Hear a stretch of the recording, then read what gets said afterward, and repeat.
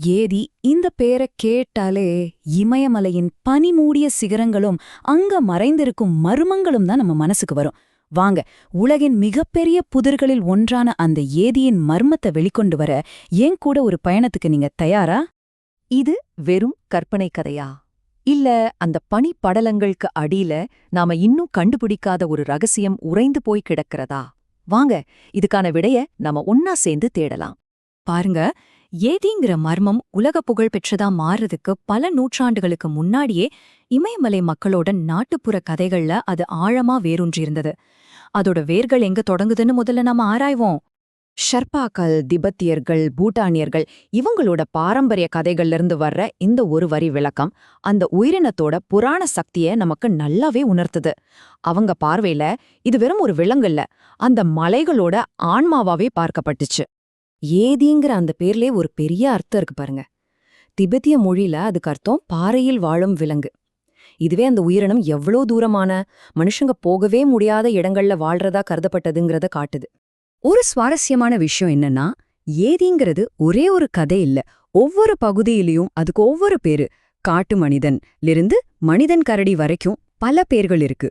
குறிப்பா அந்த மனிதன் கரடிங்கிற பேரை நல்லா ஞாபகம் வச்சுக்கோங்க. ஏன்னா இது பின்னாடி நமக்கு கிடைக்க போற ஒரு பெரிய க்ளூ. சரி, இப்போ நாம நேரா 20ஆம் நூற்றாண்டுக்கு வருவோம். மேற்கத்திய ஆய்வாளர்கள் இமயமலைய ஆராய ஆரம்பிச்சப்போ இந்த உள்ளூர் புராண கதை உலகத்தோட கவனத்தை ஈர்க்க ஆரம்பிச்சது. இதுதான் இந்த கதையோட மிகப்பெரிய ஒரு திருப்பு முனைனே சொல்லலாம். 1921ல ஒரு பத்திரிகையாளர் தற்செயலா உருவாக்கின அருவருப்பான பனி மனிதன்கிற பேர்ல இருந்து 1951ல எடுக்கப்பட்ட அந்த புகழ்பெற்ற கால்தட புகைப்படம் வரைக்கும் நடந்த ஒவ்வொரு நிகழ்வும் இந்த உள்ளூர் கதையை ஒரு சர்வதேச மர்மமா மாத்துச்சு. இந்த ஒரு புகைப்படம் உலகெங்கிலும் ஒரு பெரிய தாக்கத்தை ஏற்படுத்துச்சு.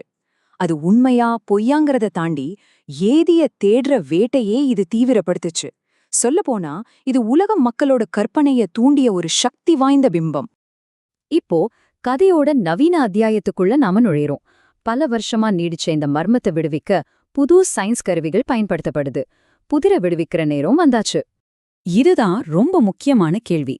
கதைகள், புகைப்படங்கள், கால்தடங்கள்னு எல்லாத்தையும் தாண்டி அறிவியல் கடைசியா என்ன பதில கொடுக்க போகுது? இப்போ இந்த விசாரணை அதோட உச்சகட்டத்தை அடையுது. இதோ அந்த பெரிய வெளிப்பாடு. ஏத்தியோட ஆதாரம்னு சொல்லப்பட்ட முடி, எலும்பு மாதிரிகளையெல்லாம் ஆய்வகத்துல சோதனை செஞ்சப்போ அவை எல்லாமே நமக்கு ஏற்கனவே தெரிஞ்ச விலங்குகளோடதுன்னு தெரிய வந்துச்சு. ஆசிய கருங்கரடி, இமயமலை பழுப்பு கரடி. அந்த மர்மம் மெல்ல விலக ஆரம்பிக்குது. அப்போ ஏன் இத்தனை வருஷமா மக்கள் கரடிகளையே ஏதின்னு தப்பா புரிஞ்சுக்கிட்டாங்க? காரணம் ரொம்ப சிம்பிள். தூரத்துல இருந்து பார்க்கும்போது கரடிகள் சில சமயம் மனுஷனை போலவே 2 கால்ல நிக்கும். பனியில அதோட கால் தடங்கள் உருகி ரொம்ப பெருசா தெரியலாம். எல்லாத்துக்கும் மேல அவங்களோட நாட்டுப்புற கதைகள்லயே மனிதன் கரடின்னு ஒரு சொல் இருக்கு இல்லையா, அதுவே ஒரு பெரிய ஆதாரம். சரி, அறிவியல் ஒரு விளக்கத்தை கொடுத்துடுச்சு. ஆனாலும் ஏதிங்கிற கதை ஏன் இன்னைக்கும் நம்மள வசீகரிக்குது? இப்போ நாம என்ன அங்கிற கேள்வியில இருந்து ஏங்கிற ஆழமான கேள்விக்கு நகர போறோம். நம்மளோட இந்த ஆய்வு முடிவுகளை இந்த டேபிள் ரொம்ப தெளிவா சுருக்கமா காட்டுது. உறுதியான எந்த ஆதாரமும் இல்ல. கிடைச்ச டிஎன்ஏ மாதிரிகள் எல்லாமே தெரிஞ்ச விலங்குகளோடதுதான். சோ அறிவியலோட பார்வையில ஏதி ஒரு நிரூபிக்கப்படாத உயிரினம். அதனால முக்கியமான விஷயம் இதுதான்.